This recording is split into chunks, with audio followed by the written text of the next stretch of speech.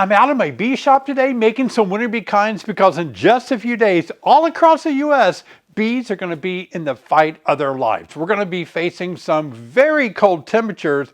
I'm worried. Just take a look at the forecast here at my apiary in central Illinois, and then you can look at temperatures all the way down to the south, like even Nashville, Tennessee. Look at that. Many temperatures in single digits, even below zero. And look at this crazy wind chill factor. Here, I'm going to be facing temperatures nearly 20 below zero wind chill factors. So today I'm going to give you some pointers how to batten down the hatches, how to help your bees have the edge to face this grueling cold temperature. Because I'll tell you what, two things really bother me about temperatures like this. First, when temperatures are kind of pleasant for bees in the 30s and 40s, that's really good, temperatures for bees to overwinter in. But when all at once bees are experiencing 30 to 40 degrees Fahrenheit, and then all at once the temperatures drop rapidly, what I've seen happen over the years in my experience is that bees that really aren't clustered very tightly in the hive, all at once when it drops so fast like that, sometimes bees separate into dual clusters, 2 or 3 clusters of bees, because they just get so cold, they just lose track of where they're all supposed to go in one cluster. And these dual or triple clusters do not make enough heat to get through these cold temperatures with blasting winds. So that's one concern I have. The second concern I have about these cold temperatures is the pounding wind. I mean, the wind just keeps beating against that hive and it just sucks all the heat away from it. Now, I think it's really important at this time for you to think through a wind block. If you're going to really face temperatures 0 and below Fahrenheit, wind chill factors, you need to start really considering some kind of windbreak that you can put around your hive. I'm sending this video out because you got a few days. For us, today is Wednesday, so I've got about 2 more days to really take action before the temperature is just going to plummet. Even right now for myself, I've called in my propane supplier to fill up my propane tank for my house. I want all the gas I can get in my tank to battle these cold temperatures. So hang out for a minute in my shop and make some winter bee kinds with me.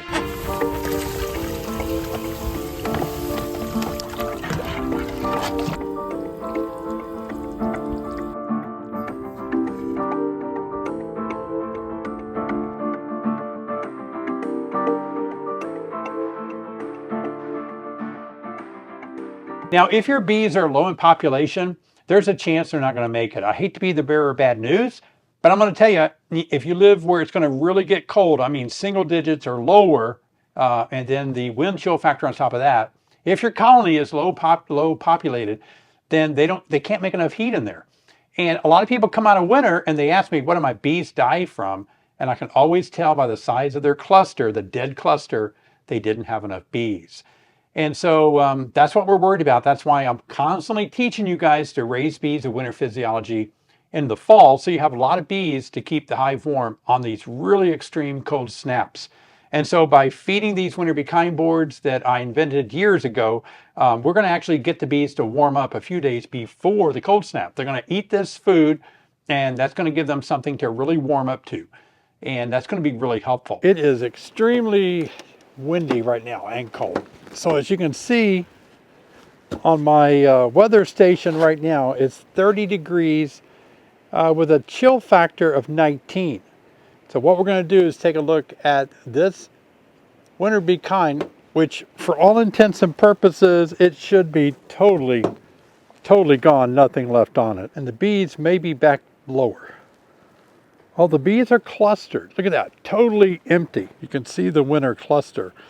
It starts about right there, kind of goes across to there. So they're eating the food that's up in this super right now. Remember, we saw that last time. So now we're going to drop the next winter bee kind on there. So here we have the next winter bee kind, as you can see, solid candy. And there it goes. We've got the insulation on top. I'm going to put our top cover back on. We're going to put a brick on it to hold it down. But isn't that just amazing? Look at that. There's absolutely nothing on here at all. Not even a drop of a grain of sugar or nothing. And they will eat about 4 or 5 of these through the winter. So this is the third one that I've put on this hive, and I should have put it on a lot sooner. I'm also raising brood this time of the year. I'm a little different than a lot of you guys. I need a lot of brood coming out of winter. These are going to be my strongest hives, my strongest time that populated the most during the winter time, raising bees of winter physiology all winter long. The other thing that we need to be concerned about, listen up guys, winter moisture.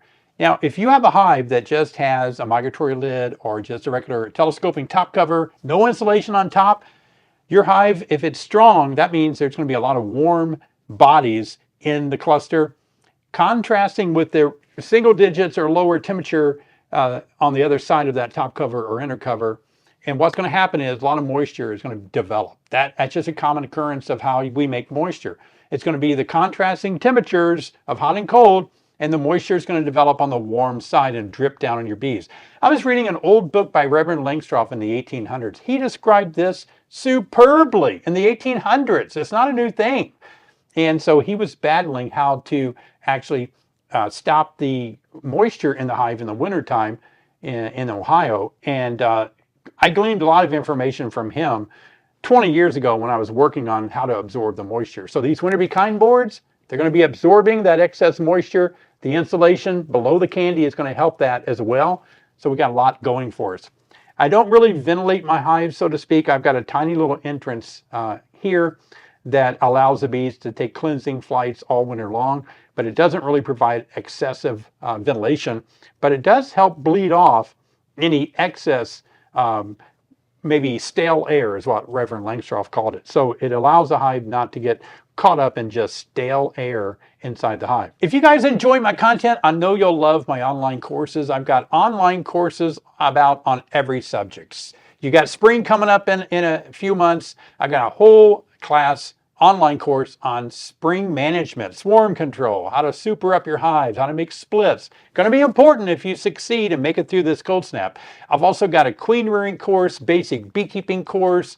I've got courses on advanced courses like pests and diseases, those sorts of things that you are always concerned about when you do a hive inspection. I've got a course on how to get your bees through the winter, prepping your hives up for winter. I have a specific course on mite control. So be sure and take advantage of the winter by getting caught up on all of this education that I'm offering you guys. Here's a link for it right here. Also, a lot of you are signing up for my membership on my YouTube channel. Appreciate it a lot.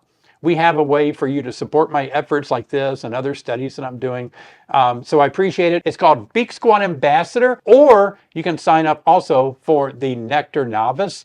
Those are two areas that you can sign up for. Take a look, just click on the join button below this video and read about it. I'd love to have you guys part of supporting my channel. And remember, live stream every Thursday night, 7 p.m. And I'll leave a link right here to my live stream. Hope you can join me for that question and answer time. We have 59 minutes of the most fun in beekeeping I think you're ever going to experience. I don't know. What do I know? I hope these videos are real helpful for you guys. Bobblehead David is here. He was at the Bee Expo as well. And he's encouraging guys to please subscribe to my channel. If you subscribe, it doesn't cost you anything.